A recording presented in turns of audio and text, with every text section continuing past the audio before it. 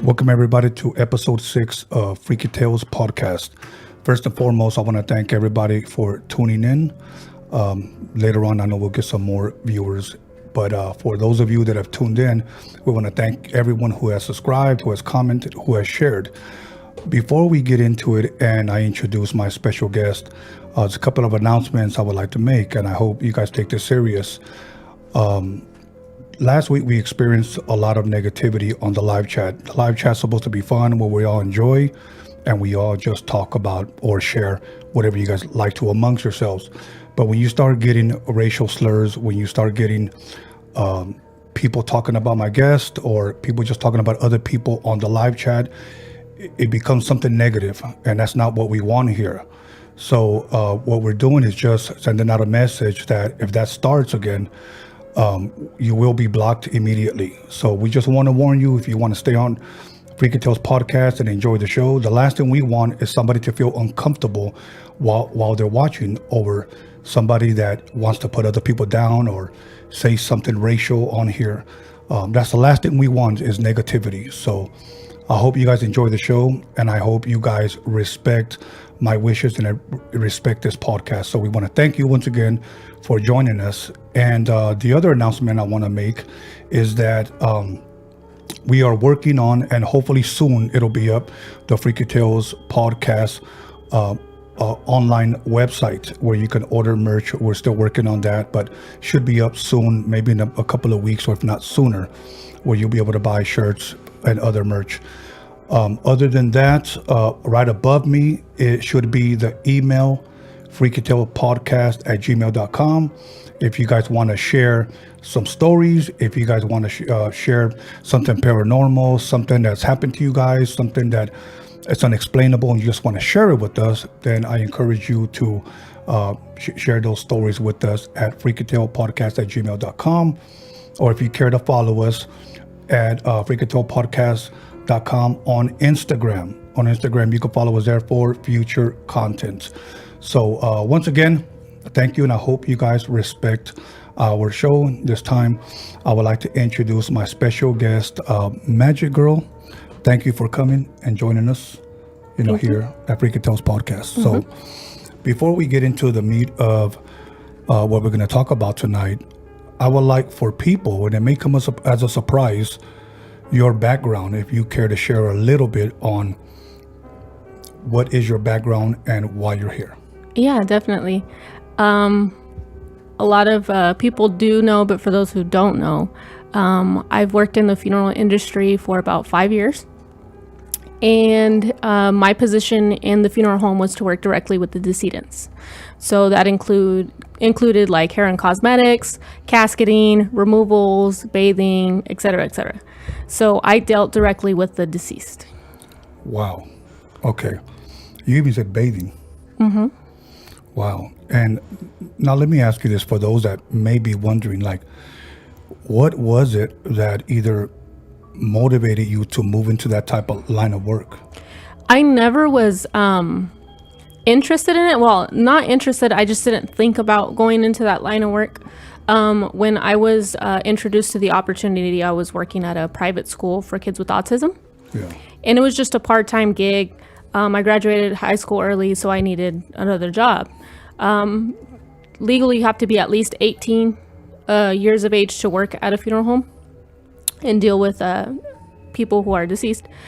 So once I turned 18, mm-hmm. A job offer came. My uncle and one of the supervisors there asked my dad, because my dad had already been in the funeral industry, but he sold property. He didn't deal with the decedents. He was dealing directly with the families only. So a position opened up. They offered me the position. I was kind of like hesitant at first, because I did not have any idea of the industry. Like immediately what came to my head is like, oh, like dead people, it's gross, like kind of scary. It gave me the heebie-jeebies. But my uncle's like, come, just see if you like it. Come try it out. The supervisor was really cool. She's like, we'll lean you into it.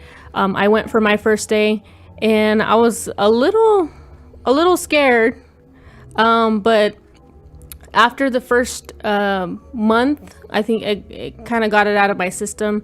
They put it in where I was only doing caring for people who were deceased that were my age or younger. I was not doing people older than me. So that was kind of the person that worked there at the time, their way of getting that out of my system. Yeah. And then after that, I just fell in love with what I do. Wow. Now, like, I'm sure, because on a previous episode, I shared that I'm terrified of being around the dead. And I don't mean that like as no disrespect to anyone. Right.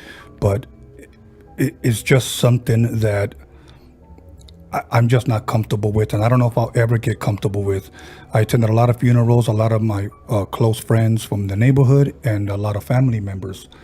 And I could never get used to it. So when you said I got used to it, that's kind of hard to it, like, if you will. Process it. Yes. Yeah. When you first started working there, was it hard? I mean, because I'm assuming you're dealing possibly with babies even? Yeah, it was very hard at first. Okay. Because working there, we see absolutely everything from homicide to suicide. There is no in between. Death is death, and it's final. So the cases that we care for, sometimes we get people of old age who just pass of old age. Sometimes we get children who pass from being abused or killed by a parent or something like that. So it's very difficult mentally to stay calm and collective, because there is a lot of times where I've had to be in the same room with a parent or a loved one who was either a suspect or responsible of this person's death, and to have to stand in the same room with them is very like a surreal feeling, because us as morticians, we do something that nobody else can, and for us it's a privilege. There is two sides to the industry. There's good morticians and there's bad morticians. It's usually the bad ones that make the good ones look bad, because they do very like either morbid or just disrespectful things to the decedents. Wow. So it's very hard, especially having to tolerate like if you do something a certain way and you see somebody else doing it, like having to tolerate the behavior of other funeral homes. Yeah. And the way they treat the loved ones after they pass. Before we continue, I want to share something with you that a lot of my viewers, whether it's on this podcast or the other podcast, I grew up, one of my first jobs obviously was selling records. One of my second jobs was working at a video store as a young teenager. So I we're talking about VHS, tapes, sometimes Right. even betas. So I saw everything when the store was dead. I just pop in a movie, and then just kind of like, okay, take that one, kill 2 hours. My 8 hours would go by fast. Yeah.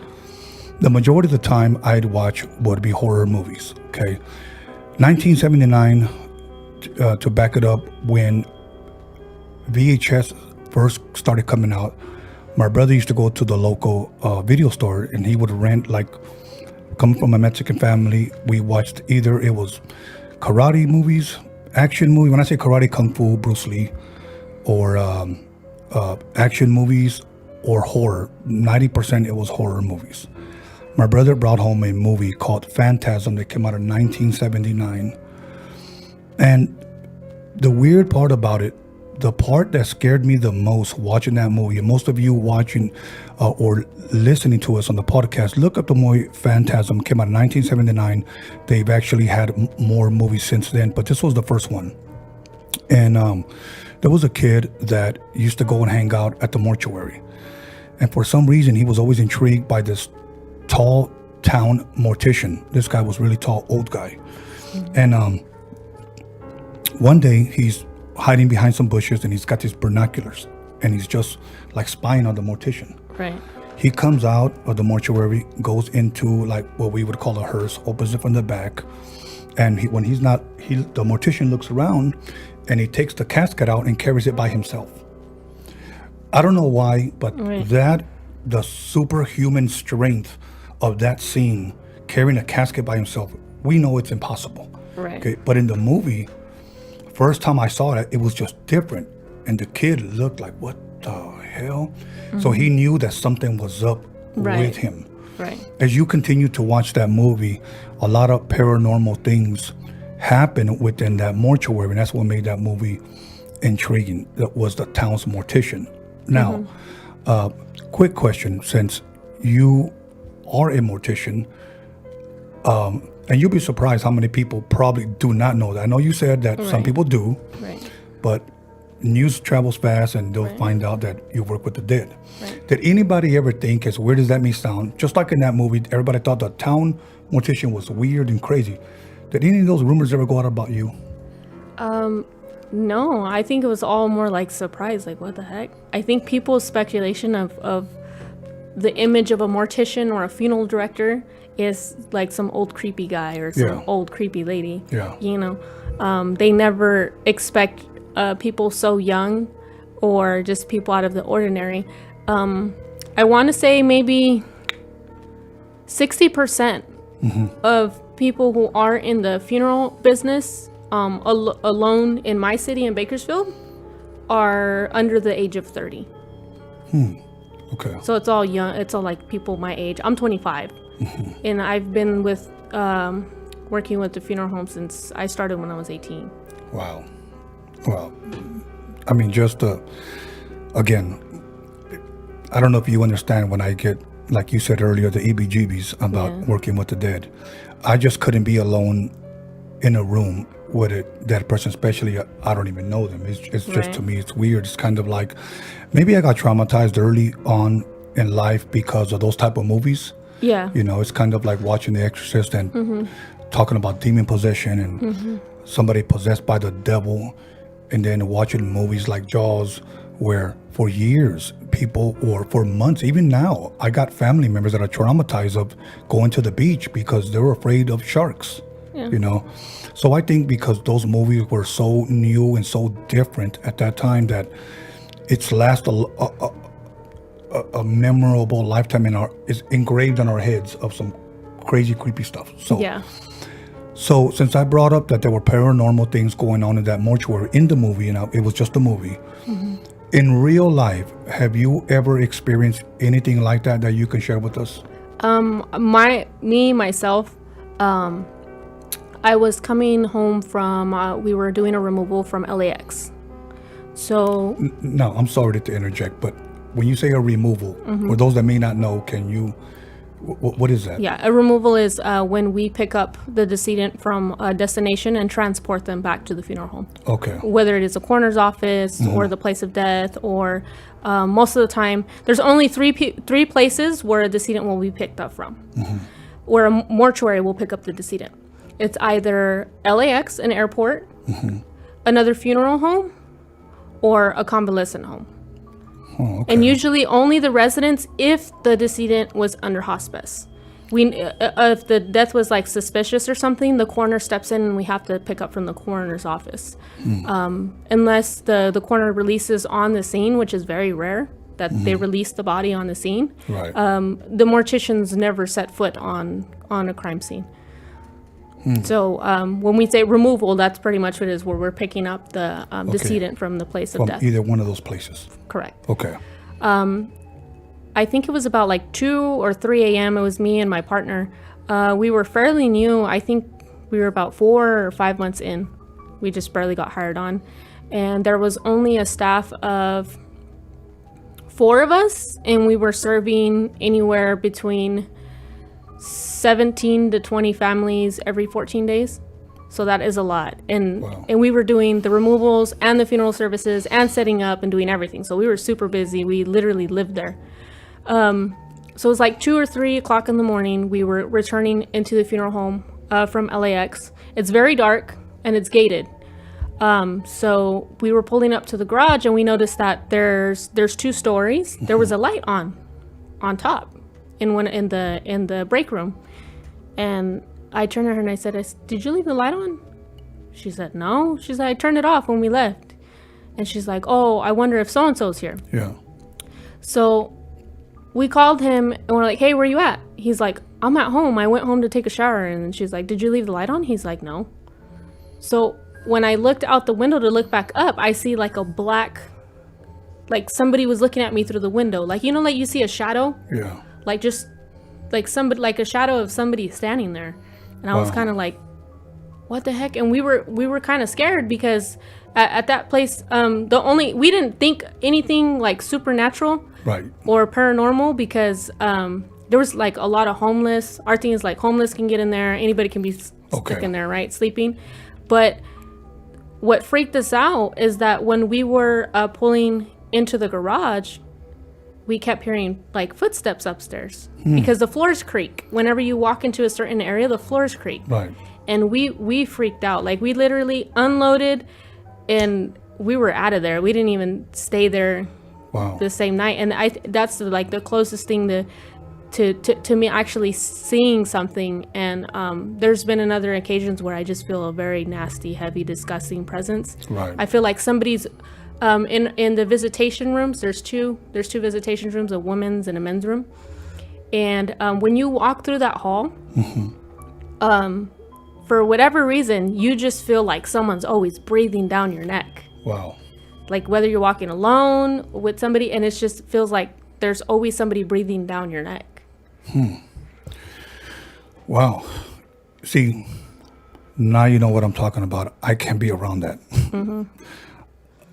Earlier you brought up where you said that sometimes it gets really uncomfortable because you may be, I'll just use, for lack of better words, attending to a body or a deceased loved one. And the person in the room is possibly under suspicion of this person's possible death. He, you know, if I can just say that he may be the murderer. Right. You know. I guess my question is that, does that ever make you feel uneasy? Do you, can you say, I don't want this person in the room while I'm fixing this person up? Or is there a rule where a family member by law possibly can be there? It all depends. All of the preparation we do prior to the family arriving. Oh, okay. So the only changes that we do in front of the families would be can you put a little bit more makeup on her? You know, I want it a little more heavy. Or can you do her hair different? Or can you put a necklace on her? But usually we wait. We do that before the family's arriving. But the other big issue that there is, and this is a very stressful job.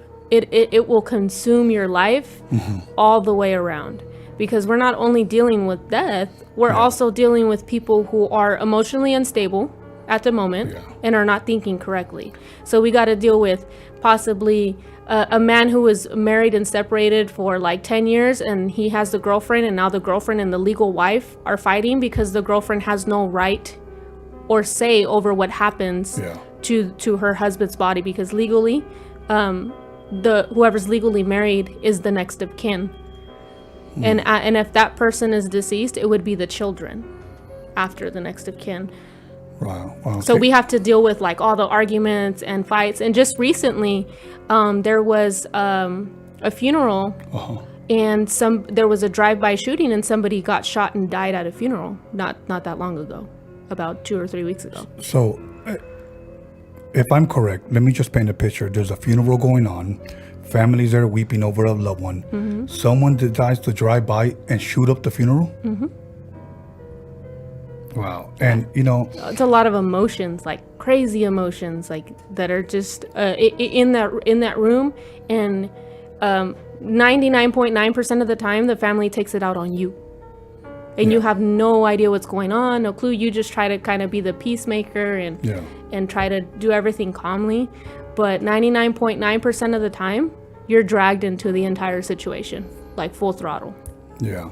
You know, as a kid, and you know, and I kind of share this story shamefully, because the people that shared it to me were almost bragging about it. And I heard these type of stories multiple times.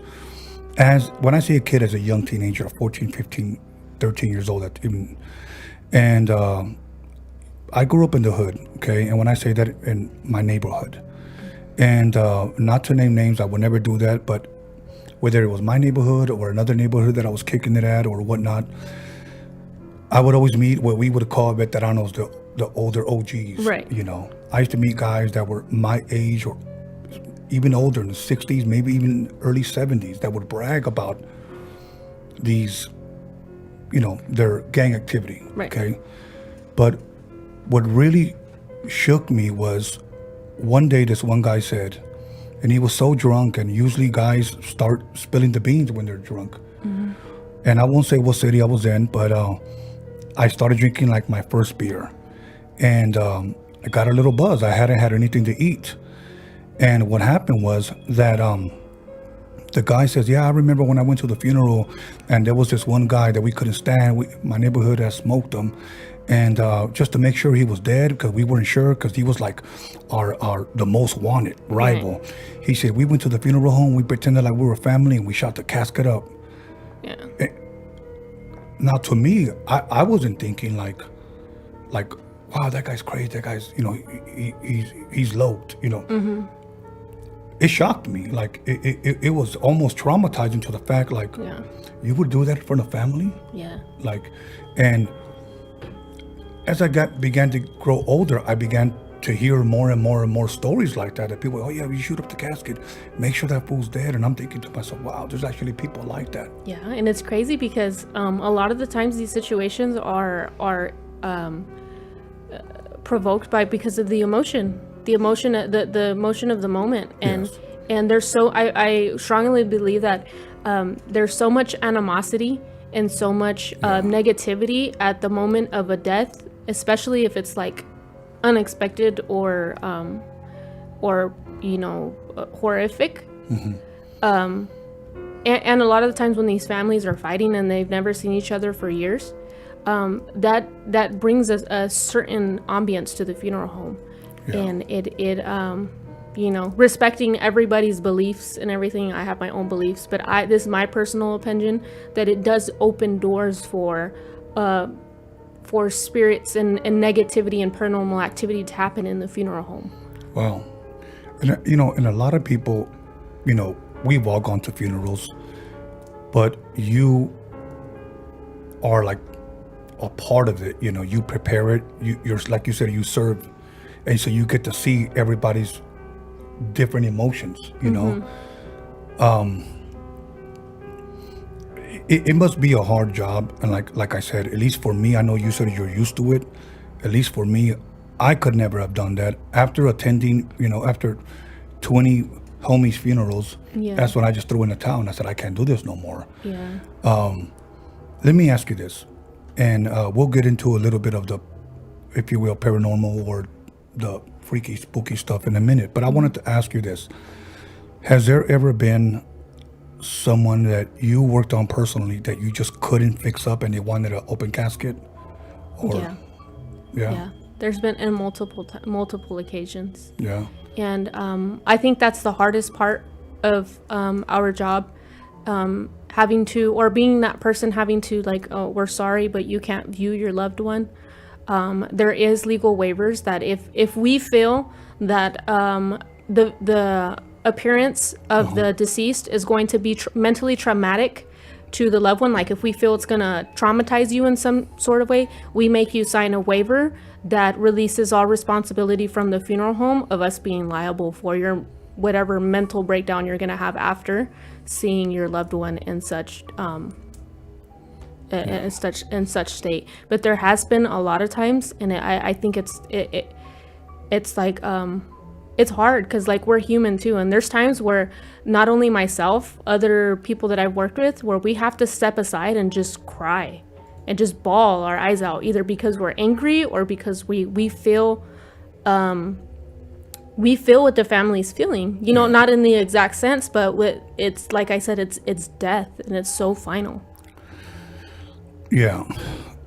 Have you ever experienced anything? Maybe you're with a deceased, you're working on them, and ever experienced anything happen? Maybe something freaky, something out of the ordinary, or possibly somebody that you work with has experienced something like that possibly unexplainable, other than what you shared earlier? Yeah, there was a case that I had, and for whatever reason, I could never look. I'm gonna say case out of respect for the family and this person. I could never look at the decedent in the face. Oh, Never. Wow. Like, as much as I would try, even when I was dressing, like, it would just be like just a quick glance, and for identification it'd just be a really quick glance. But it just made me uncomfortable. I started, like, my anxiety would go off the roof. I would get really nervous, and I just couldn't explain it. And when I was setting up the decedent for viewing for the family to come, I just couldn't. And when I was changing the shirt, because the body started leaking, so we had to take the decedent back down. And what we do, at least, you know, where I work, we like to be very respectful, so we change absolutely everything out. Okay. And if need be, we'll give them a new casket, you know, like, we like them to be put down with respect. So when we were changing the shirt, I uncovered the shirt, and this person was covered in demonic tattoos. Wow. And I was just like, kind of like, oh, maybe that's why. Because at one point, and I never felt this before, I felt like this person was going to get up and grab me. Like, I was that terrified. Like, Wow. and I had never felt that way before. Now, just to share a little bit more on what you saw when you said he was covered in demonic tattoos, is it safe to say possibly pentagrams, Baphomets? Yes. Okay. Like goat's heads, the Star of David, like all kinds of stuff from head to toe. Like, not from head to toe, but pretty much shoulder to down. Like, where you couldn't see. If this person was dressed with like a t-shirt, you wouldn't see it. So the only reason I noticed was because I had to change this person's t-shirt. Wow. That's the only reason that I noticed. But to me, it made sense. You know, like, oh, okay, this is weird. And even what's funny is that the sister was telling myself and a couple of friends there, and she was very open about it too, that she felt like something was following her around all the time. Wow. And she knew it because she knew what he was doing. Was he a young man, middle-aged man, or? At the time, he was between 20 and 25. I don't want to give an age, but. And do you remember what he passed away of? This person passed away of suicide. Yeah, see, you know, I'm not sure if I shared this before last week or the previous podcast before, but in my life, I've only spoken to two Satanists. One of them, and there are Satanists, as weird as this may sound, and since you were talking about this individual had these tattoos, it's weird how there are even Satanists that are split that believe totally different. Some people believe that Satan is a force, right? You know, some people believe that he's actually a person, like a fallen angel. And this guy had, you know, the satanic pentagram. He had the Baphomet, and he had other writings, you know, on his body. And one day, I just don't understand when he would say, you know, we can curse someone, but we know it'll come back to us. And I didn't understand that. Right. You know, it's kind of because when we say we'll pray for you, Right. we're wishing, well, for lack of better words, wishing, we are hoping for something good to happen to that person. You know, whether he's going through a trial, whether he's going through a sickness, that God would bless them. That's pretty much what we're saying when we're going to pray for them, okay? But now on the other side, this guy's saying when we put a curse on someone, we know that it'll eventually come back to us. Yeah. And so I asked him, like, but why would you do that? Like, knowing that it's going to come back to you, you know? And he goes, well, because it's worth it. If you really, really hate that person, he said, it's worth it. Yeah. And I know he eventually, like, according to him, this is his words, I laid off of that so many years after our first conversation, was because he said that too many things were coming at him, and we'll get into it in the next segment. Right. But he started seeing too many things. It started bothering him. Things were going wrong. And then he started to think, obviously started to finally think, why am I doing this? Like, I do what I'm told, but negativity comes back. Right. So, and I never understood it. Like, it just didn't make any sense. Yeah. So, according to him, he laid off. But, so it doesn't surprise me that this guy died of suicide. We don't know what he saw. We don't know what he went through. Right, yeah. You know, but it kind of gives us a clue, pretty much by his tattoos, what he was involved and in. the entire time that this person was under our care, there was just a very, like, dark and heavy. I thought it was me for a while, but then other coworkers started expressing the same feeling, even if it was just walking by the cooler that this person was in, that they would feel very uncomfortable and just like very heavy. You know, there are certain people, I believe, that for some reason, not only are they sensitive to the paranormal, when I say paranormal, possibly they see things, they Right. hear things, they feel things, and then there are people that just attract bad vibes or bad energy comes out of them. Quick example, I've known people that I had to cut out of my life because they just sucked the joy out of you. Yeah. Everything about them was negative. Yeah. Everything was negative. You maybe didn't see them for about 5 years, and you could sit down with them in 2 minutes and they just start spewing poison, and it's almost like you're in the atmosphere of a dark cloud, and you start to feel it, and it's coming Yeah. from them. Yeah. I wonder, if even him passing, did that negative energy still follow him? Right. Because of what you said, you felt that he was going to grab you, like. Right. I felt like it was just like weird. And I'm one of those people that senses, like, I'm very sensitive to people's emotions, to people's the way people feel, to what's around me. And there is times where I've had to take a break, where Yeah.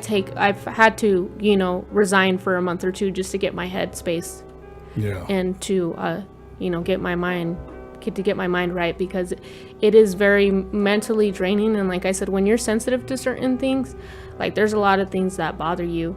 And there was an occasion where I started feeling very depressed. And there was times where my brain knew not to, but just the feeling was overwhelming of suicide, where I began to, like, have suicidal thoughts. And I'm just like, what the heck? And I thought, okay, whatever, depression, I'm gonna go to the doctor. I tried everything from Cymbalta to Xanax to absolutely everything, the whole 9 yards, and I just felt absolutely horrible. Nothing was working. And I personally started, just getting my head more and reading more and getting more involved in church, doing, talking to my pastor and fasting and doing certain things.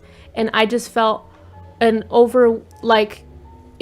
was almost instant relief. So to me, it's before I say what I'm gonna say next is, there has also been other people in the funeral home, my coworkers, who have expressed the same feeling to me, like, yo, I thought it was just me. Like, I really, I started thinking crazy stuff like that, and I never Wow. knew why. And I really do feel, like I said, working there does bring certain types of energies and certain spirits and demons that just linger and latch onto you. And you can have absolutely no clue. You can be thinking it's depression, but I personally, respecting everybody's beliefs, I personally believe that that, like, depression and all that are spirits. Right. And that opens the door for this, because there's a lot of people that either suffer, and again, being respectful to everyone, but there are some people that suffer, let's just say, from certain things that they go to the doctor and the doctor cannot figure it out what Right. it is. Okay. But what the doctors are quick to do is like, well, okay, take this, take this, or take this. And really all it is not fixing it, it's just numbing you to reality, to what's really going on. Yeah. And it comes down to that the problem, from what it sounds like, could be spiritual. Right. Could be spiritual. The people that don't believe in the supernatural or the spiritual realm would just use the word, it's bad vibes. Yeah. And that's what they do. There are some people that walk around with, and I don't want to give too much because we're going to cover that in the next segment, but let's just say negative energy. We know it's spiritual. Whether you want to call it negative energy, negative vibes, I call it something spiritual, and some people just carry that. Yeah. It's almost like they're a magnet for that. I've met people, and there are just some people that I've met and immediately did not trust because I knew that there's something not right with this individual. So now with this individual at the mortuary, it's kind of crazy to think that even a deceased can even carry that negative energy with them. Yeah. I feel like a lot of things happen there, though. Like, to be honest, like I've heard different stories, and my dad actually expressed to me one time that, because he's very like, whatever, nothing scares him, So when he came home and he was telling me like, hey, I heard little kids playing upstairs. So your dad was in the business as well? Yeah. My dad's been in the business for over 10 years. Okay. So, but like I said, he never worked directly with the bodies. He worked with the families. So he did sales. So for him to like experience it was kind of weird. And he said, yeah, he was the only one there at the facility at the time. He was finishing writing up some contracts. And he said that he kept hearing like little footsteps, like little pattering. And he was like, who's here? Maybe he thought the housekeeper was there or whatever. And then he said that he started hearing little kids laughing, just like laughing and playing. And he was just like, what the heck? And he said that he just sat there. He sat there and he said he sat there and he prayed, and then it just went completely silent. But I and also there is a person there that was also like my dad. Nothing scares me. Where he was walking through the same hallway that I was talking about, and he made a smart remark. He was like he was talking to himself or something. He had said a joke or something, and he felt somebody just push him, just boom. He came back. He was so freaked out because he doesn't believe in that. And there was nobody else in there with him. So there at that facility, there's been a lot. And there's also a story of Jake. He is supposedly an embalmer who committed suicide. Oh, wow. And his spirit still lingers around the funeral home. And when he's around, you smell cigarettes. Like if somebody's smoking right next to you, that's how you know he's there. And my dad, one time he was asked to close the garage door, and he didn't think nothing of it. But the lady there's like, oh, go close the garage door, because she was scared. She didn't want to close the garage door, so he went and closed it. And he said he went to the bathroom and he smelled like somebody was smoking in the bathroom with him. Like it was just very strong. And he was like, hey, are you smoking? She's like, oh no, that's just Jake. And he's like, Jake? Who the heck is Jake?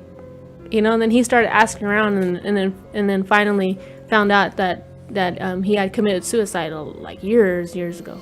And that's kind of creepy that people are just so used to the idea, not to make fun or to put anybody down, but for me trying to understand it, that, oh, that's just Jake, like it's accepted, Yeah, it's just like any other thing. Yeah. There is we call him the man in the black jacket.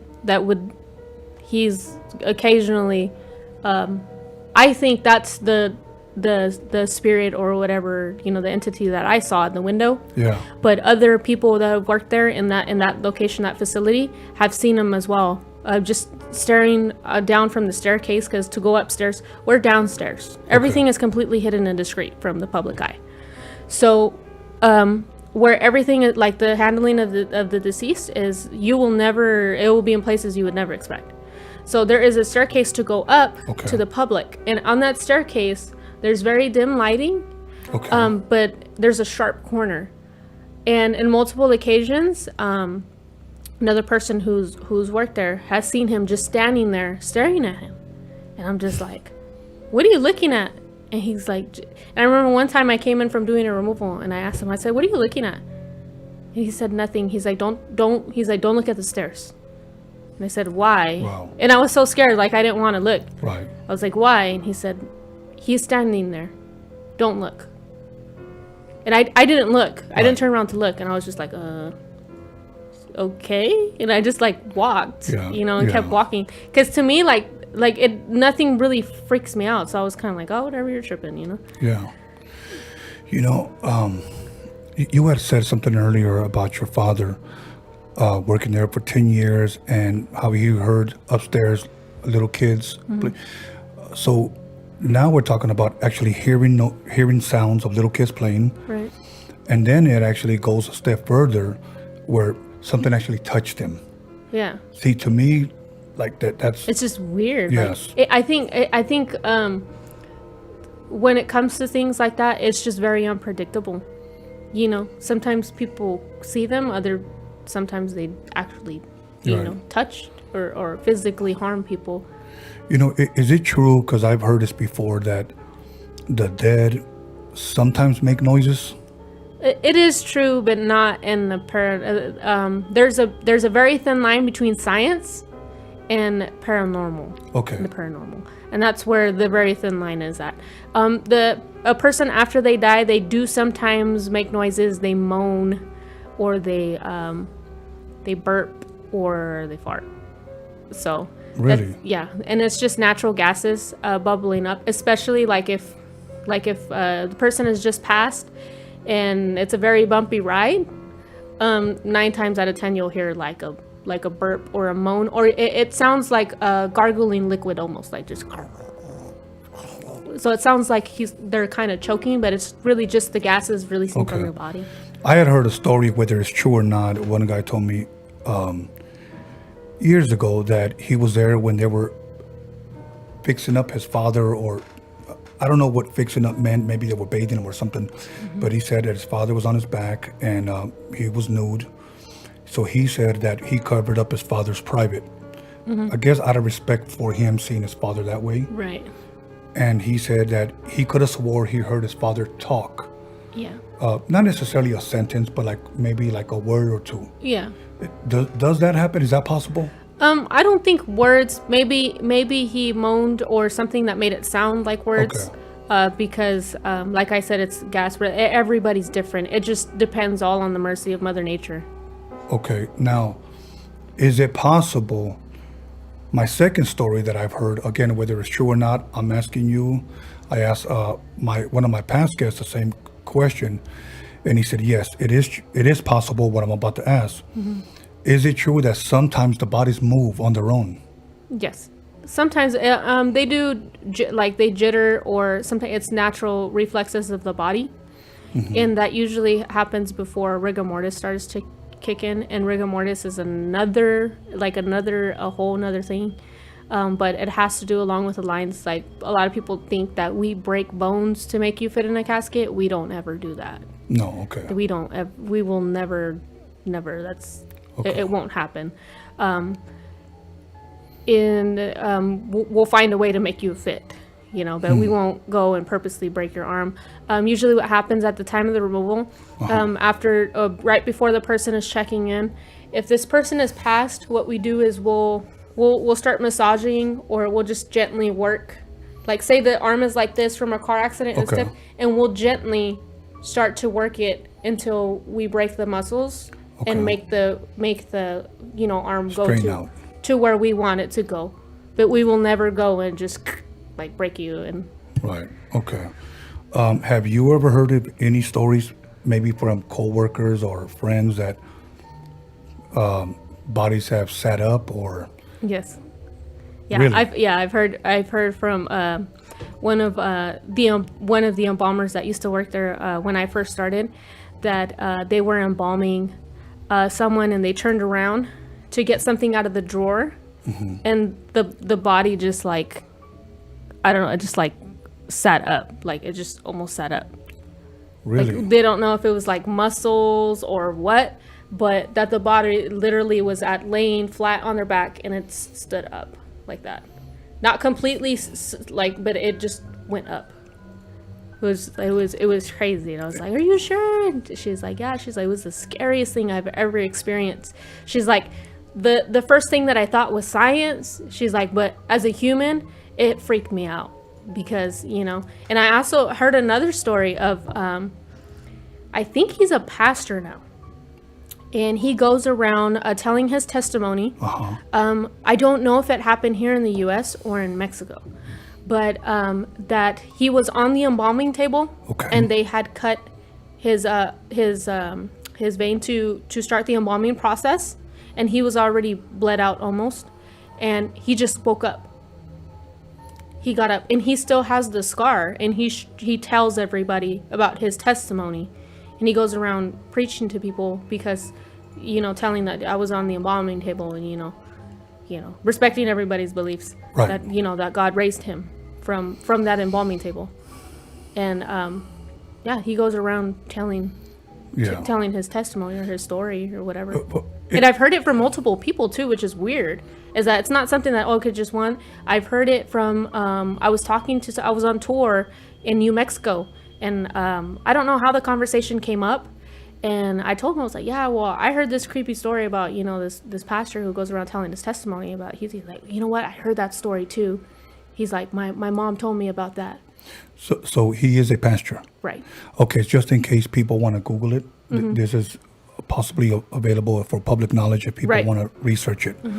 I'm going to research it because I've never heard that story. I have a close friend that told me that he was pronounced brain dead for over 45 minutes. And he came back. And I shared his story here. I'll leave him unnamed, but he was pronounced brain dead. And he was just there, and family came, and he said his grandmother came, and I prayed over him. Of course, he didn't hear it, the prayer, obviously, but he said when he woke up, that his grandmother was right there, pretty much yelling at him. He didn't know what he was. He thought he was in trouble because his grandmother was yelling at him, but he started making out the words that she was praying for him. Right. And that's his testimony, and I said, look, if this is true, who else has a story like that? Yeah. Pronounced brain dead, you're dead for 45 minutes, and then you wake up. Yeah. It's very rare. There's actually a story I think it made Fox, of a girl who they found her alive in the mortuary. I think this was like 3 or 4 months ago. She was pronounced dead at her home. And they were trying to resuscitate her. Like they even gave her that adrenaline shot or whatever, and they just couldn't get a pulse. So they pronounced her dead. She had prior medical conditions, so it wasn't suspicious. So the mortuary went ahead and came and picked her up. When the mortuary picked her up, I think it was a few hours later when they began to they were going to begin the process for funeral services. That they found the girl with vital signs. Wow. She had a pulse. And this was just recent? Yeah, just recent. So they had to call the paramedics to come back, and they picked her up, and they took her to the hospital, and she recovered, which is totally crazy. Yeah, that's pretty freaky. I'm going to share something respecting people's beliefs, and since we're somewhat on the subject of people passing and coming back. Somebody one day on one of the comments said, Tony A is a closet evangelical. Okay. No, I'm not. Okay. I do want to share this, that whatever I believe, I will never put myself in a box by giving myself a name. Right. Okay. 2 reasons what intrigued me about reading the Bible was a personal close friend of mine that was a mentor. Now, whether people want to believe in the Bible or not, just listen to this as a story. But this is what happened to me. One of the guys that mentored me when I was in my early 20s, he helped me understand ancient history. And one of the last books that he gave me was the Bible, the 1611 King James. So he said, do not read it as a religious book. So reading all 66 books, okay, I read it from Genesis, Exodus, Leviticus, Numbers, Deuteronomy, from John, Matthew, Mark, Luke, John, Acts, Romans, 1st, 2nd Corinthians. I just read them all.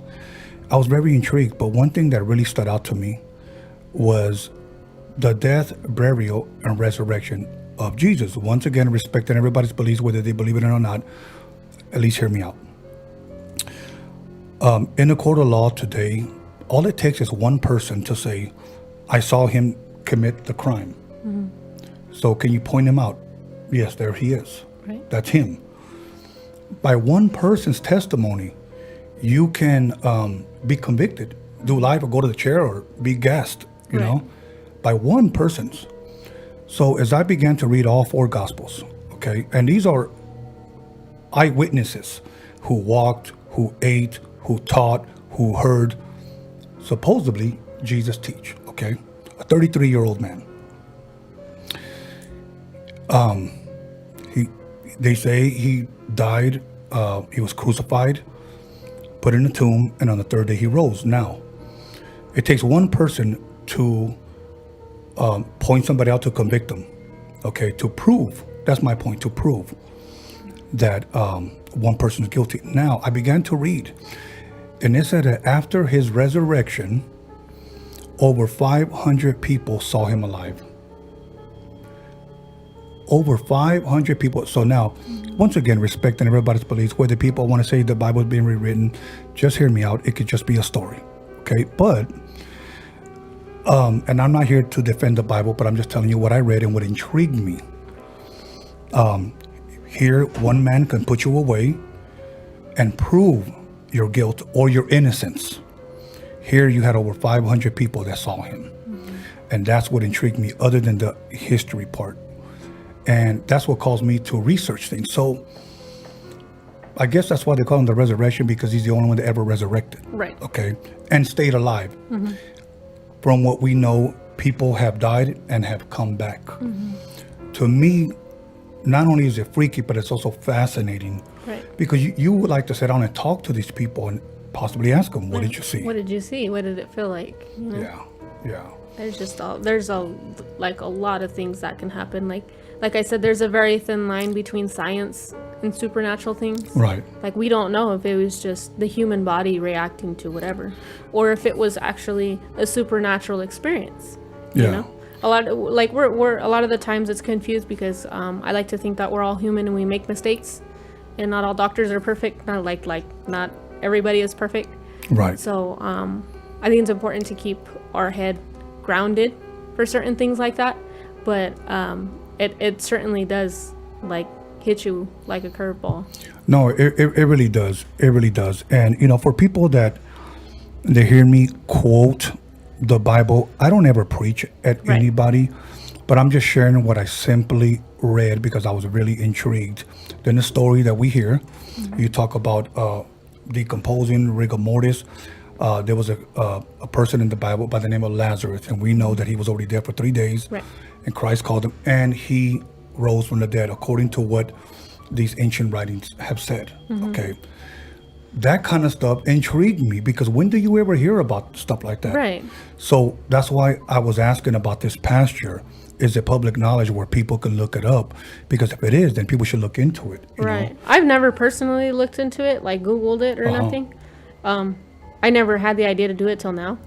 Yeah. But yeah, I've heard this story from multiple people that have told me, and that they've told me they heard the same thing too.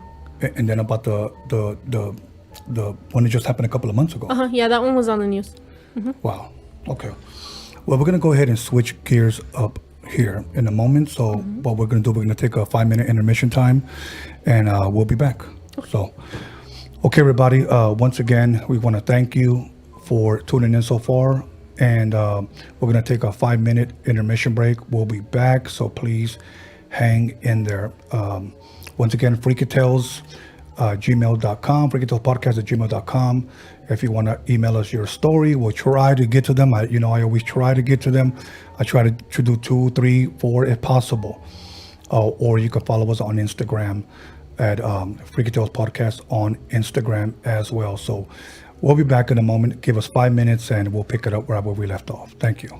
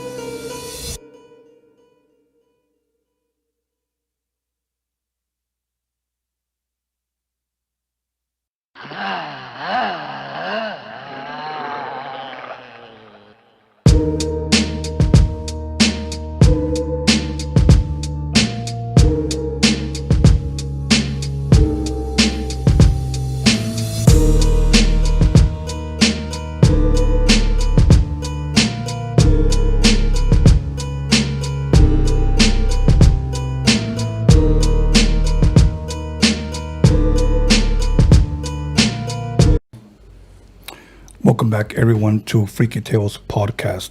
We'd like to thank everybody who's tuned in, everybody who's still on. Hope everybody's having fun on the live chat. I know we had a couple of people that were being a little negative, but you know what? We took care of that. And I won't be mentioning it anymore. We're just having somebody monitor it and kicking these people out that are making you feel somewhat uncomfortable because they're acting somewhat freaky. So, once again, allow me to promote freakytalespodcast@gmail.com. If you want to share your story, please email us. It could be a story that has been passed down through family. Maybe it's happened to you, maybe it's happened to a friend or whatnot. If you want to be named, that's fine. If you want to be named anonymous, that's fine too. Also, Freaky Tales Podcast on Instagram. You can follow us there for future content, and we thank you for tuning in. And once again, the Freaky Tales Podcast online store will be out soon, hopefully a week or two, where we're going to make merch available for you guys. We have two stories that we're going to share at the very end. But before we get into that, once again, Magic Girl, thank you for coming and sharing with us. I truly appreciate you coming. I know fans of the podcast appreciate your story. Not only do they know you as who you are as a musician, as an artist, but also now what you do. And I'm pretty sure those who didn't know is probably freaked out by it. But this is a Freaky Tales podcast. Right. So yeah. There was something that you wanted to share that we didn't get a chance to in the last segment. Oh, yeah. So. Yeah, there. One of the many exciting things about the mortuary, for those just tuning in, is some of the paranormal stuff that goes on down there. Yeah. There is this, we call him the top hat guy. He is a tall man in a long black jacket and wears like a top hat. And he likes to make occasional appearances in our care center, whether it's with the embalmers, with our dispatch, when just in corners or, making noises in the garage. And that's where I go back to. I truly believe that something happened there at one point. That mortuary has been around for years. Okay. Like years. So 40, 50, or even more? Okay. Yeah, so I really do believe that something happened there that really nobody knows about, because there's crypts and mausoleums there that have people dated all the way from like 1950, 1960 or something like that. Okay. Yeah. And then there's times where people get freaked out. I know there was a question somebody asked me, like, where they hear noises in the mausoleum. Sometimes they're just caskets exploding. Well, okay, explain a casket exploding. Yeah, it what it is that the gases and everything accumulate with the heat and all that, and the pressure just releases and boom. So it does happen. It does happen. Like, some people like wonder, like, oh, that's weird, or there's a zombie or something. Like, no, it's just natural gases. Kind of like when we were talking about when the decedents moan or make noises. Right. Just the gases sometimes accumulate, and then just the pressure just releases. Now, when we say exploding, just it's not like an explosion. An explosion, yeah, like just a loud, like, just release of compression, just kind of like that. Not like body parts flying in the air and stuff like that. There is sometimes where maybe the concrete is cracked and stuff like that, but it's just like a release of just. Wow.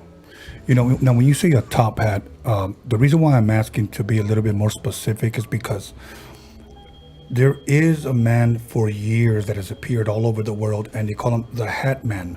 They even made a movie after the Hat Man, and this is a flat hat that goes completely around. Is that kind of what yeah, it's like Just it just seems like very like old. Yes, and I shared a story last week where my brother, and I call him my brother because he's a close friend. Right. You know, he shared with me how he has proof, and I'm trying to get him from him the pictures that he took, and he said on one of them I have the Hat Man in one of the pictures. The creepy thing about it that he said that it's on his old phone, and he's tried to either text it or email it to other people, and it doesn't appear on them, only on his phone. So he says you have to come over and see it. So either I'm gonna have to take a picture of it or something. But Yeah, it's crazy that you say that. I've also heard that supposedly a friend of ours had shared a story and showed us some pictures of when their dad passed, and their whole family were believers in Christ. So Okay. they were very into church, very into the Word of God, and they were just very happy and excited, and they loved to show the pictures to everybody because they had the peace and reassurance that they needed at that moment, that their father had passed in peace. And a lot of people say that when people who are believers, that angels themselves come down for the spirit. When you say believers, people that believe in God. Correct. Okay. Correct. People who believe in God, and that suppose that the angels themselves come down for the spirit. And they said that while the dad was passing, they were taking pictures. And they said the same minute that he died, there was a bright white fluorescent light in the photo. Wow. This is weird, Yeah. it was just like weird. Now that you were talking about that, it reminded me of that. See, and I don't doubt things like that because I don't think that people would want to glorify a picture over a deceased loved one. Right. You know, the sad thing is that there are some sick people that would try to lie and, I don't know, just to post on social media or to get likes or to try to sell the picture or whatnot. I don't get down like that. I don't approve of a lot of these fake ghost hunters out there. First of all, I'm not going to go looking for a ghost. Right. I'm not going to go looking for a murderer. I'm not going to go looking for trouble. You know, a lot of times these people, they think that it's fun and games, and at the very end of their 45-minute show, they don't show anything other than somebody kicked a can or somebody threw a rock, and did you guys hear that? And then that was it. Then they'll say, we felt really how do we know that you felt that? Right. Like, I know it's entertainment, I know it's Hollywood, I get it, but I would rather talk about something that happened, something that's real. Right. You know, and one thing that we could say about people that tell stories like that, the truth never changes. When people lie, they always add to it. The story always changes, or they don't remember. But the truth will always be the truth. They'll remember line upon line what they said. And but now, switching it up a little bit, I wanted to talk about a subject that I believe is never really talked about in paranormal podcasts or paranormal shows. Talk about demon possession. Okay. Now there's possession, and then there's oppression. Possession is when you are totally controlled by a demon. Okay. Now, referring to the 1611 King James Bible, I'm referring to because this is what I read in there. When people say, I was possessed by the devil, I usually like to say no, because I like to reference back to what I've read, and I'll tell you why. In the scriptures, you read that there's only two people that Satan himself has only ever possessed, which was Judas Iscariot, the one who betrayed, the betrayer, okay? And the one who most people in the church would consider themselves futurists because they believe that the book of Revelation is still to come. So if it's still to come, there's a man going to be coming, and the scriptures reference him to the Antichrist, okay? In those scriptures, and I believe it's Revelation chapter 13, you guys can look it up, they talk about how Satan himself will possess this man. So we have two references. Judas was possessed by the devil himself, and so with this Antichrist person. I believe that people are oppressed and possessed by demons. Okay, not that it's any better or any less, still evil. Now, possessed is you're being totally controlled. Oppressed is either you're being attacked, you're troubled, either mentally or even physically, you're being attacked. That's what the word oppressed means. Look it up. I'm sure there's other meanings you can look up. Oppressed and possessed.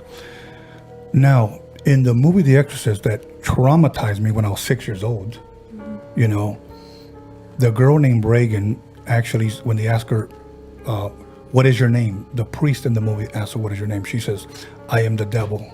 Now, when you kindly untie these straps. Right. Okay. It freaked me out as a 6-year-old kid because you're hearing someone saying, I am possessed by the devil himself. Now, here's what I'm going to challenge my listeners. Other than the Bible, again, and I'm not preaching to anyone, but this is where I got my info from. Right. You won't find any other writings where it talks more about the devil actually than the Bible. Right. That's where it ultimately sort of comes from. Yes. You know. And I know some people don't like to hear that because when you mention the Bible or whatever, we think, oh, you're going to judge them. But I never read the Bible like that. I read it as a history book, and there were things in it that intrigued me, and that's what I'm sharing. Tells us what Lucifer looks like. Tells us how Lucifer's body is made of, his outer body and inner body, what he is. Even gives them different names, whether it be Lucifer, whether it be Belial, whether it be Satan, or the devil, whatever. Now, I believe, and I want my listeners to listen closely, whether you believe me or not, do your own research. As a matter of fact, I encourage you to do your own research, and you should. You shouldn't just take my word for it. I believe that there are people that are demonically possessed and don't even know it. I believe that is true, you know.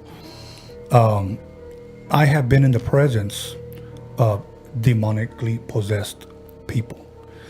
I have seen demons or evil cast out of people. I like to say I was at the wrong place at the wrong time, Right. you know, but I've seen it. Any thoughts on that so far before we move on what I've shared with you? Maybe you want to add, maybe you want to dispute, you a skeptic? I'm a believer and a strong believer that there is, demons and stuff that walk the earth and like to, Right. do their doings. I like I said earlier, I strongly believe that like depression and suicidal thoughts and stuff like that are part of, Possibly oppression. oppression, correct? Yeah, you're being attacked, Right. Mentally and physically. And a lot of times, some of you that are listening right now could be going through things like this. And it isn't something you might have done. And then it could be the things that you're probably involved in that draws attention to that, and they Right. come. Yeah. Years ago, there was a book written in the 70s, and I won't name the author. You guys look it up. When I read this book, it really freaked me out. It really freaked me out. I believe it was in the 70s or early 80s, but it was called, just the title alone, when I saw it, I had to get it, but I was almost afraid to even open up the pages because of what I was going to read, but it was called Satan is Alive and Well on Planet Earth. Wow. Think about that. That's crazy. Yeah. The title says it all. Yeah, so you guys, when you guys get a chance, if you guys are interested, check it out. Satan is Alive and Well on Planet Earth, and it gives you all the history. And the good thing about this book is that he gives all his references where he got his information from, so that you yourself can do your homework. Right. As a matter of fact, I still have that book. I met the author, and he autographed it. Wow. Yeah. And so look it up, you guys. As a matter of fact, the author is actually still alive. But I read a lot of books on demonology, not because I wanted to be involved in it, but because I was intrigued, what we would call the dark side. There is something about evil where for some reason it draws man, it calls man. And when I say man, I'm speaking about men and women. Right. It just does. And some people are intrigued by it. Some people go a little deeper than others.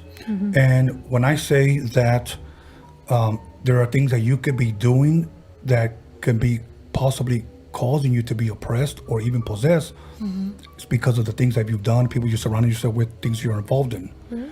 You know, let me share this one story before, you know, I open it up and allow you to elaborate. One of the guys that, well, there were two people in my life that mentored me, and one was in the early 90s and one was in the early 2000s. In the early 90s, this guy was a very, very well-educated man. He believed in the power of prayer, but he was an educated man. It wasn't so much a pastor or anything like that. He just believed in praying. You know, he believed in praying and fasting. And for people that may not know what fasting is, it's when you don't eat. You die to yourself, you know, and you spend that quality time, the way, in his words, with God, okay, in prayer. So one day he invited me over and he says, what are you going to be doing tonight? And I said, oh, nothing. Why, what's up? Every time I hung around with this guy, again, he is my mentor. He's the one that educated me. He said, why don't you come through? He said, I'm going to be having a friend over. And I said, oh, okay, cool, you know. And I'm thinking, who's this friend? Every time I go over to his house, it's just me and him. Right. You know, and me and him would talk about whether Egypt, Assyria, Babylon, Persia, Rome, Greece, and he would just share all these stories with me. Well, he had this individual there, and I just thought it was so weird that this guy was sitting in a chair, a guy that he considered a friend, mid-20s, and he looked almost like nervous, almost a little scared when I showed up. Why, I don't know. And he pulls me to the side, my mentor, and he says, hey, come here to the kitchen. You want something to drink? And I'm like, yeah, okay. And he goes, he said, do me a favor. He said, don't let this guy leave. And I said, my words were like, well, I'm not going to hold anybody against their will. Like, I thought that was kind of what are we freaky. doing? And he says this, okay. And I remember he had making himself like some type of shake or something. He was shaking. And he goes, you'll know what I'm talking about. Right. So protein shake or whatever he was making. So, and then he says, hey, okay, hey, listen, man, I'll go ahead and we'll talk later, read that book or whatnot. But before you leave, and he tells me, close the door. So now I'm kind of getting freaked out. And he says, let's pray together. So he asked this individual to hold hands with him. And this was the first time that I've ever seen anything like this. The guy grabbed his hands, and as soon as he began to pray, he wasn't shot or nothing. He just started praying. He let go, this individual, and my mentor, my friend, grabbed his hands, and he let go again. So now, in my mind, I'm like, what the heck is going on here? So then he grabs his hand and he slaps my friend's hands. And he grabs his knees, and at that time he just yells, no. That's what he said. And my friend lays his hand on his forehead, and this guy got down on his knees on all fours like a dog and ran to the door. I got terrified and moved out the way, and this guy was trying to open the door with his mouth. He had the doorknob in his mouth. And I never saw anything like that. And he told me, grab his legs. I'm thinking to myself, I don't even want to touch this guy. Yeah. He prayed over him, and in about 10, 15 minutes or whatnot, the guy was, I guess, delivered. That's the right word. Right. And after he left, I asked what happened. And he said, I'm not going to get into it. He said, because I know you want to understand. Well, he didn't explain to me right then and there, but he explained to me later. That guy was demonically possessed. Whether he was or not, and I want to say that loud and clear, whether he was or not, that's what I witnessed. Right. Ever had any experiences like that, or know of anyone like that, or anybody shared with you? My cousin actually, well, it's a little bit different. It's not like, human possession, but she had this piggy bank, this glass piggy bank, and it was a little clown. And for whatever reason, like she would wake up, like we'd have sleepovers and stuff, and she would wake up and the piggy bank would be moved. And like she'd ask like, hey mom, did you move it? No. Or ask my grandpa, did you move it? No. And every night she'd put it back and it would be back in the same, like back where she would see it. Wow. So it started freaking her out until she started, she just doesn't, like till this day, she is terrified of clowns. She can't see clowns, nothing, because she's terrified. So it got to a point where my grandpa got tired of it and was like, oh, you need to stop, you need to stop tripping pretty much. Yes. And he grabbed it and he broke it into a bunch of little pieces and threw it away in the trash can in the alley in a box. Right. So the next morning, she gets up and she's walking to school. Okay. She sees that piggy bank in the alley, like pointed directly towards her, complete, not a scratch or nothing on it, like if it was never broken. See, and for people that are listening to stuff like this, like, how do you explain that? You can't. Yeah. It's hard to explain. Like either, I feel like the way humanity is just either you're crazy or not. Yeah. You know, whatever the definition of crazy is, you know, either you're crazy or not. You know, when I asked my friend about, when he was telling me about that this individual was demonically possessed, I'm just going to be 100% real with you. I didn't see him the same anymore. I almost saw him as like, what do you possess that you could have cast that Right. out of him? Like, you know, he shared with me a story, and of course he referenced the book of Genesis. Okay. And he talked about the story of Adam and Eve, which I thought was, you know, because I'm thinking to myself, what does Adam and Eve have to do with demon possession? Right. Okay. But the way he shared it with me, I thought it was very, very interesting. He said this: you had Adam and then you have Eve. At that time, he said, the world was perfect, he said. And there was only two people on earth, Adam and Eve. He goes, when the serpent came, he goes, we know it's the devil, and spoke to Eve. He said, why do you think it was a serpent? And I didn't have an answer. Right. And I said, I don't know. And he said, because Satan needed a body. He needed a body. And then he began to elaborate and open up a little bit more about demonic possession. And I thought that was pretty interesting because I've never heard it like that. We like to think that it was just a snake that was just Right. you He know, just, I'm gonna choose a snake today. right. You know. He said he needed a body. He said he entered Earth illegally, and he needed a body, and that's how he deceived. He goes, now think about this. He deceived both of them just with his tongue, with words. You know, you look at people like Charles Manson. You look at people like Hitler, and just to name a few, Jim Jones, that never actually killed anyone, Right. but with the power With of the their tongue. You know, which is, to me, it could be used for good, or it could be used for evil. Right. You know, my second story that I want to share with our listeners, and believe me, I don't like sharing stuff like this, and I wish I didn't have stories like this to share. But I have seen and heard and been around too many things not to share, and that's why we were encouraged to start up Freaky Tales podcast. Okay. Now, another friend of mine, this happened like in 2001.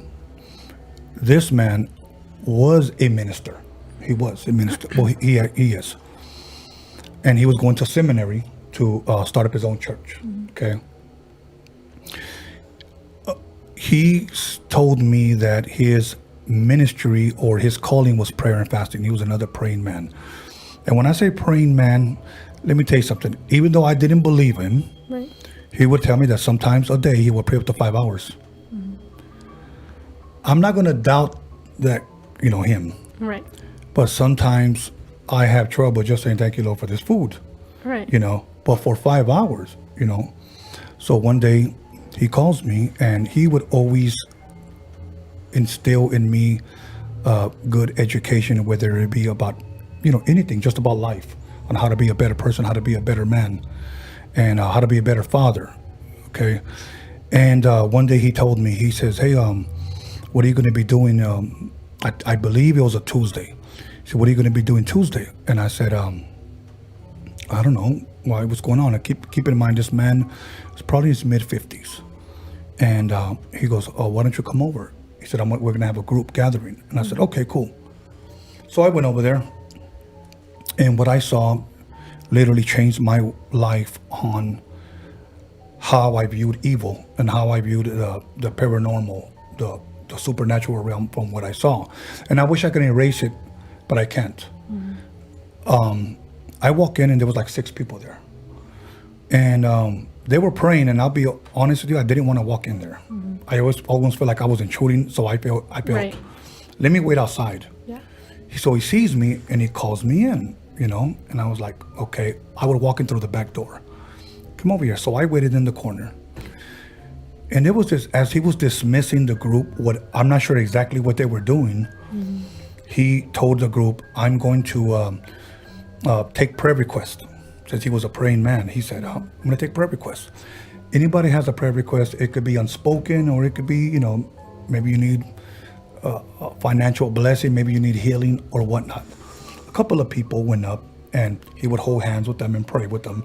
As he would pray with them, they would leave. Hold hands with another individual, they would leave. Sometimes some people say, my shoulders hurt, can you pray for healing or whatnot? That's what happened. But this one individual that was in the corner almost next to me kept saying, I want prayer. And he kept avoiding him. And I'm wondering, nobody else is volunteering for prayer, but you're choosing to pray for these other people before this guy. Right. That's what's going through my mind. Right. And this guy said, oh, I need prayer. So he ignores him and goes to the other. At least I thought he was ignoring him. Right. He goes to the next person. And then finally he comes to him. Now it's just us 3. So he asks me, he says, Tony, before we get into it, do you need prayer? And I was like, no, I'm cool. That's just what I told him. I'm trying to figure out what am I doing there. So he tells this individual, come here, come forward. I know you need prayer, and I know why you need it. And he said, put your hands to the side. That's what he said. Laid his hands on his forehead, and then this individual lifted up his hands and grabbed his hand and slapped it. So he puts his hand again, lays it on. This guy does one of these numbers, grabs his hand and puts it down. I'm starting to see this guy's facial expression start to change. He laid his hands again, and it's almost like this individual knew what was about to happen. He pushed his hand away with his forehead, and he fell flat on his stomach, and he was squirming with his shoulders and he had his tongue sticking out, almost like he was imitating a serpent, and he was making noises. And he tells me, grab his legs, and I heard that again, and I'm like, Here we go again. yeah, I don't want to be a part of this, I'm thinking. And then he scares the living hell out of me when he tells me this. He says, grab his legs and pray. And I'm going to say this loud and clear. He said, or it's going to go into your mouth. Wow. That's what he said.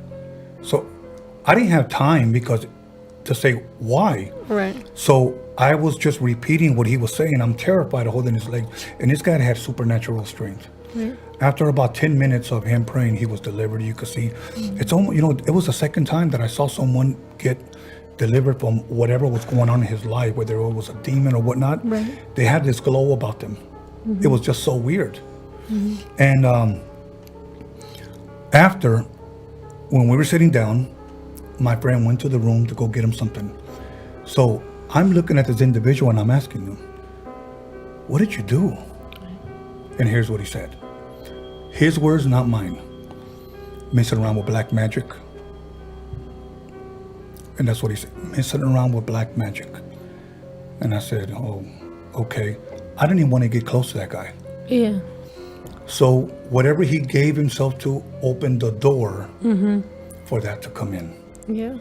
So I know my story was kind of long, but I had to give it from beginning to the end, so people to grasp the full understanding of at least the demonic possession that I witnessed. Yeah, and it's funny you say, playing with black magic. There's also other things like that are out there, like the Ouija board and stuff like that. I strongly believe that when people purposely try to contact or try to play or be, in that realm, they're just asking for things like that to happen. Whether it's like possession or, like you said, oppression, like either way, like you're pretty much asking, whatever spirits to come and just torture you. Yeah, when we first started this podcast, had a friend, and he is a friend. I guess he just told me as a prop. Here's what he said. Mm-hmm. I got a Ouija board if you want it. I didn't even want it in this building. Right. I didn't even want it. And I said, nah, why would you even offer that? Yeah. And he shot a picture and he sent it to me. And he goes, it's brand new. He said, we never used it. Mm-hmm. We just had it like in the storage or whatever. Right. Nah, I'm good. Funny you bring that up, because today, somebody from social media tells me, hey, check this out. And I don't think this person's a bad person. I only know him from social media. Right. But maybe because he knows I do this podcast, maybe he thought it would be a nice prop. Right. So he said, look, it's on Facebook, it's real cheap. It looks old. It's a limited edition, and they only want $35. Right. And I'm thinking to myself, well, I know why they want to get rid of it. That thing's evil. Yeah. And if it's a limited edition, I wonder what kind of spirits it has inside of it. Yeah. Yeah, exactly. And that's one thing that I do not play with. I don't get into, Ouija boards. I don't get into, black magic. I don't care if you want to call it white magic. And I don't mean to offend anyone when I say this, and please understand, but knowing me, what type of scaredy cat I am, I'm not into palm readings. Yeah, me either. And it's like I said, it's respecting. It's just my personal belief, my personal opinion, what I personally feel. I don't like any of that stuff. I don't like to be around it. I don't like to talk about it. There was this one time where I was walking down. I was walking at the Callejones in LA, and there was some guy who does like limpias or something, and everybody that passed by him, he was touching with like an oil. Now, when you say limpias, for those that may not understand the Spanish word, it was like a cleansing, like a cleansing of evil spirits and stuff like that. Right. So I don't know what the oil was, and he was just like picking and just like flickering at people. Yeah, like no, it was like a little piece of bamboo with an oil, and he was just touching people with it. Oh no. And I thought like it was weird, and somehow I got distracted, and I looked, I was looking the other way, and he was right here, and it was weird because I saw him with my peripheral that he was gonna reach over, and I went like this, and he went like this back, but when the second he went like this, I don't know who said it, I heard somebody say no. And he just looked at me, like he didn't make no eye contact. He just looked at me and looked down, and then he kept like just doing what he was doing. And I thought it was weird. Like I was just so scared. I was like what happened? Like I didn't want him to touch me. Right. That's why I jolted. But somebody, I don't know who said it. I heard as soon as he went like this, I heard somebody say no. And he just like looked at me, didn't make no eye contact. He just looked down, and I was like, dude, that's scary. Like I don't like that stuff. No. You know what? You said the Callejones, which was the alleys of LA, which would be maybe an outdoor flea market. Yeah. Okay. And I like to share that for people that may not live in LA, because I know in New York they call them flea markets. They don't call them swap meets or whatnot. But for my listeners, at the swap meets and in the alleys of LA, you come across a lot of people like that. Yeah. A lot of people like that. And me being a swap meet baby, I remember I was 21, 22 years old, and I'm walking around. And I remember I went to go visit a good friend that sold music at the swap meet. I'm walking around. I remember, because those nachos were so good, I was walking around eating nachos. Okay, right. And there was a man, and I remember a guy walking around, and I was almost like in back of him, and he's to the side, and I know he was carrying a book. I just thought it was weird that who would come to the swap meet carrying a book. Right. And I'm trying to look, and I'm over here trying to scope, and Holy Bible. So he's walking around holding like this, a big, thick black book. And a lady approached him, and I remember this, and I never forgot it. This lady told him, "I can tell you your future." So he told him, all in Spanish. And he said this. He turned around, and it was almost like fire rose up within him. And he said, "And I could tell you yours. And if you don't let that go, you're going to end up in hell." That's what he said. Frightened the hell out of me. Right. You know, whether I agree with that or not, I thought it was shocked that It's a scary period. Yes, it was just scary period. That doesn't mean that, you know, we're trying to offend anybody who may believe in that stuff. Right. I'm just sharing what I saw and what I heard. It really freaked me out. And he started almost like sharing with her. Like, you need to let that go. You don't realize where it comes from. And he started sharing the origins of whatever she might have been claiming she knew or whatnot. And the lady just sat there and kind of took it and eventually kind of walked backwards and walked away. Right. You know, but there's just some stuff you don't want to play around with because you don't know what doors you're going to open. Right. And I think it's weird how people want to be like, oh, you know, preachy this or God this and that. But if you really pay close attention to a lot of possessions or a lot of supernatural activity, most of the time, 90% of the time, there's somebody speaking biblical reference. Yes. Like, you know, to me, it doesn't make sense that you want that people say like, you know, this is my opinion, that they want to be like, oh, you're preaching. It's not about being preachy. Is that like, it's just, don't you think it's kind of awkward that 90% of the time it's all based off biblical reference, you know? So it's like what really goes on, you know? Like, yeah. Like what is it makes you wonder like what is the truth in that situation, you know? Yeah. And you know what? I think stuff like that is what really intrigues me because as a kid, you know, two books that I've always heard of growing up. One was the Quran. One was the Bible. Right. And when I say that, I'm talking about maybe up to 15 years old. That's all I heard. I didn't know what the Quran was. I didn't know what the Bible was, but I knew it was people would tell me it's a book of mysteries. Right. Okay, that nobody understands it. Okay, cool. And then you hear people say the Bible's been rewritten. Then I find out later that it wasn't necessarily rewritten. It was just translated to people to understand it a simpler, I guess, language. And I get it. I understand it. You know. But so what I did, I read it in all translations. You know. I studied a little bit of Hebrew. I studied a little bit of Greek because those are the original languages that it was written in. It wasn't written in English. George Washington didn't write it. You know what I'm saying? It was written by 40 different writers. But according to the scriptures, one author, and that was God, so they say. Okay. Now, every time I watch either it's a paranormal or a documentary or a special, adding to what you said, these so-called scholars always reference the Bible. I think it's kind of weird that they would always do that, you know.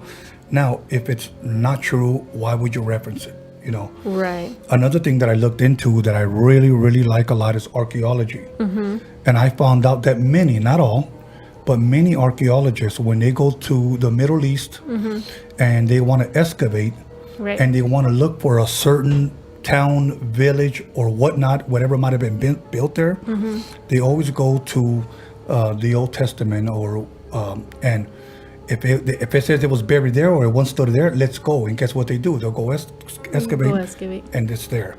So those are the things that intrigue me. Yeah. That has nothing to do with preaching to someone. Right. You know, and I think that's what you're kind of... that's my point, is that it's not necessarily like preaching or getting... Right. You know, but it's referenced. Like, even if you pay close attention for people who are watching and do study the Bible, you know, not in a, religious way, but just study it as, like you said, as a history book. Yeah.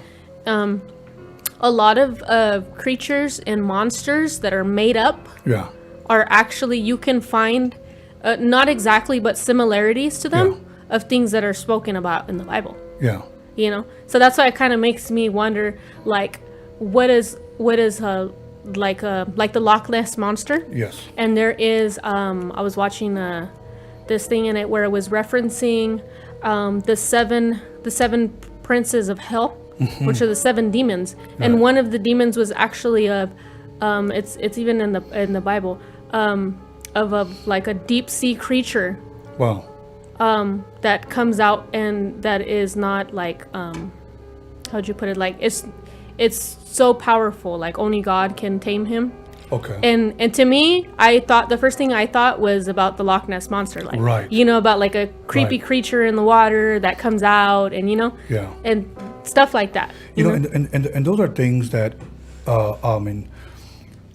that rarely come out, whether it be the Loch Ness monster, whether it be Bigfoot, whether it be UFOs or aliens. Right. And soon I am going to have somebody here that knows a lot about aliens, UFOs, outer space, etc. And I've been saving those shows because of dates. The month of October is a busy time for him. Right. So I'm going to get him in here. I have other people that want to talk about the Loch Ness monster and Bigfoot. So eventually, hope you guys be patient. We only do one show a week. But now, I hope we covered, because, we're running out of time. But Right. I definitely want to get into the letter. So I'm going to allow you to read one, then I'll read one. We're going to stick to 2 because of time. And what we'll do is we'll open it up. A lot of times, they're not even asking questions. They just want to share a story. And hopefully you could read because of the lighting. Sometimes it's kind of dim in here. Okay. So This one is from Bernadette Martinez, and she is talking about the Santa Muerte. She says that I've had 2 experiences with Santa Muerte. I have been researching about her for a while. I had made an altar in my bedroom, and the first candle I lit was for her, to invite her into my home and my life. Every day I give her an offering and talk to her.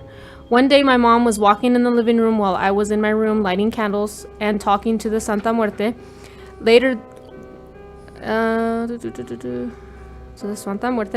Later that day, my mother told me she saw a young black girl in the hallway, which she thought was odd because I didn't tell her I had any company. She asked her where I was, and she said that she's in her room. My mother said she smiled at her and said, "I'm leaving now." She blinked and she was gone. My mother didn't tell me till the next day because she didn't want to freak me out. She described her as a young girl wearing red pants and a white shirt. This did not scare me, just made me think maybe I released her spirit of Santa Muerte that she had. She has a second story. I had been working with Santa Muerte for about 2 to 3 months, and I was still doing research. For some reason, I was having doubt in what I was doing. One night, I was going to bed, not even 10 minutes lying in my bed. I had felt a hand over my left shoulder, and someone whispered in my left ear. Now, I couldn't hear what it was they said because I had the ceiling fan on high, but I believe and feel it was the Santa Muerte reassuring me not to doubt myself. Wow. Well,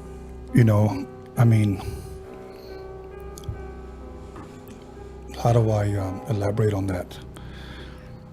When things begin to touch you, let me say this.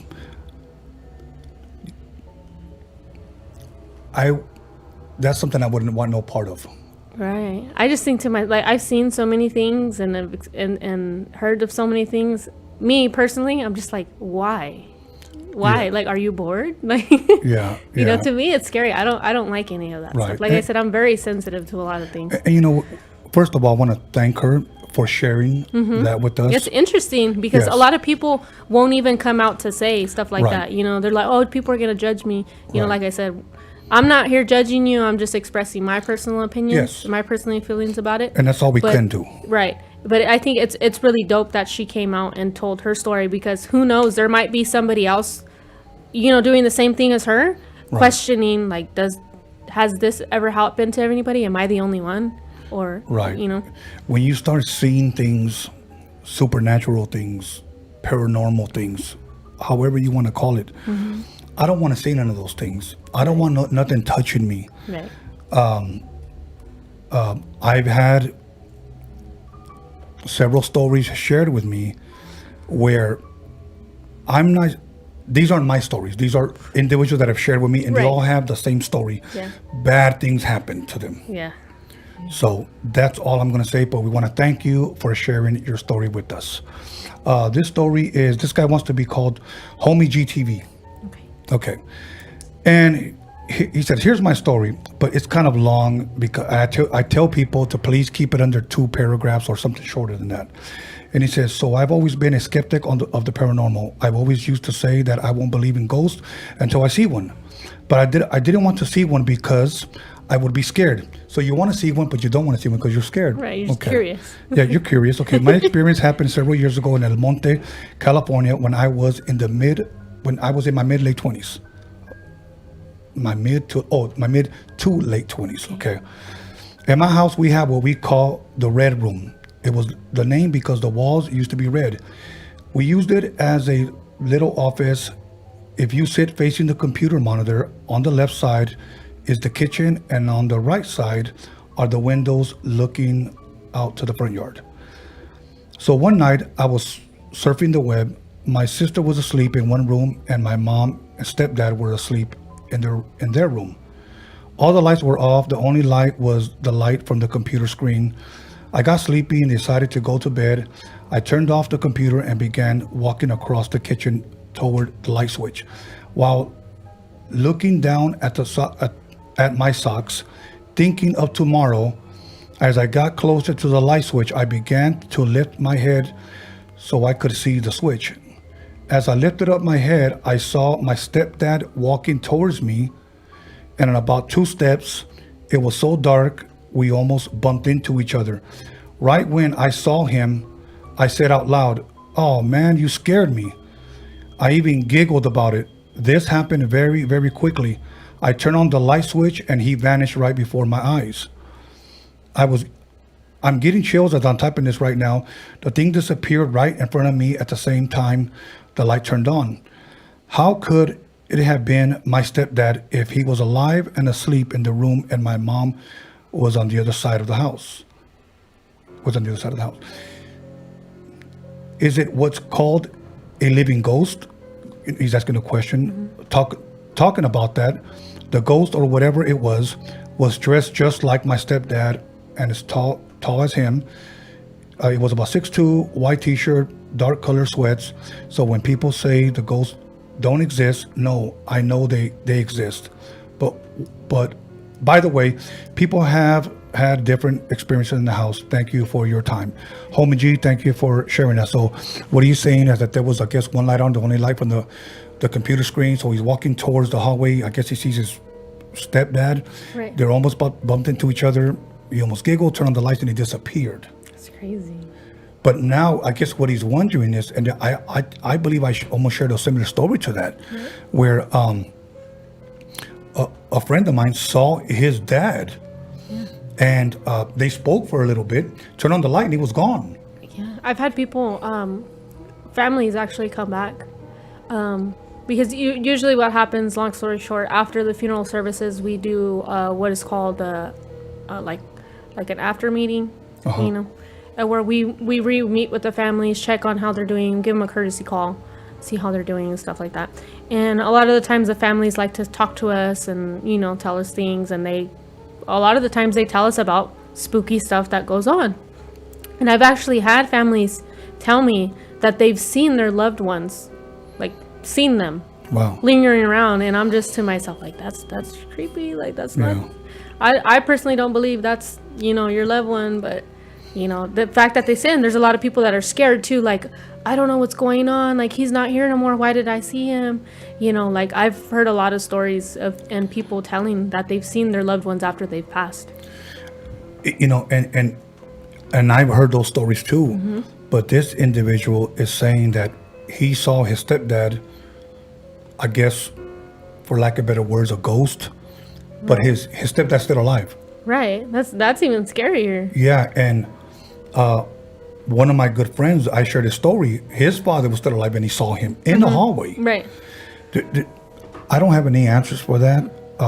I don't know, and I never heard of living ghosts, but whatever it is, common sense tells you we know that it's not your father, Right. okay, or your stepfather.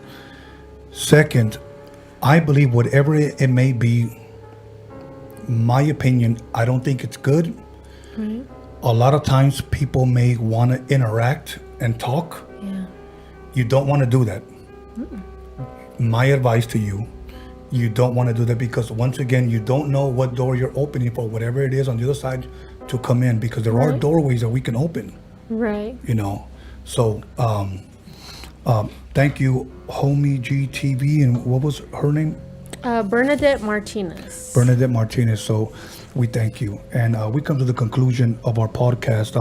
Was there anything that you wanted to share that maybe we didn't get to, you might have forgotten, or? At the moment, no. I think we Okay. pretty much covered everything. And then these stories were really cool, to be honest. Yes. They're actually really dope. Yes. So we want to continue to encourage you to go to freakytalespodcast@gmail.com. It should be up on the screen, and share your stories with us. It doesn't necessarily have to be your story. Maybe it's a story that has gone on, maybe passed down through your family. Maybe it could be a close friend, a brother, or a coworker that might have shared something with you, and he okayed you to share it. If you want your name read, that's fine. If you want to be named anonymous, that's fine as well. So we encourage you to share those stories so that we can get to them. We'll try to get to more next week with our next special guest. Also on Instagram, you can follow us there on Freaky Tales Podcast on Instagram. Freaky Tales Podcast on Instagram. You can follow us there for future content. We would greatly appreciate it. And right now we have our website under construction, the Freaky Tales Podcast website, where eventually you'll be able to order Freaky Tales merch. We're going to start off small, but eventually we'll start off with a lot that you guys can order. And once again, we want you to be a part of the show. That's why we want you to share your stories. And soon enough, we are going to have live calls. The only thing that we ask that if you're going to call, please keep your stories somewhat short. I know sometimes they can be long. The only thing, we don't want to cut you off, and be disrespectful like that, but try to keep your story very, very short and allow us to elaborate. We definitely want you to be a part of this show and to share your stories. So we will have I think we already have the number. We're just working on the technology on how exactly we're going to do it. So please stay tuned for that. So other than that, Magic Girl, I want to thank you for sharing with us. I don't know if you've ever done a podcast like this. No.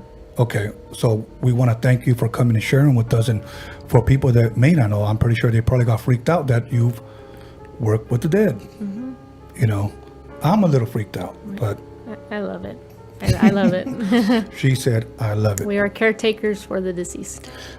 Yes, and I'm sure that families appreciate you and what you've done for making them feel comfortable in a beautiful setting for them to say their final goodbyes to their loved ones.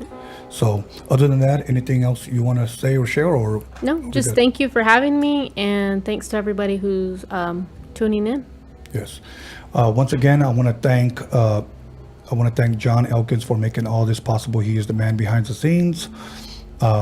It makes all this possible. And I also want to give a shout out. He wasn't able to be here, but I want to give a shout out to a good friend, Alex Cervantes, Cervantes Enterprise. So shout out to him, and to everybody who tuned in. Thank you very much. You guys have a blessed night, and always remember this: expect the unexpected, and we'll see you next Friday.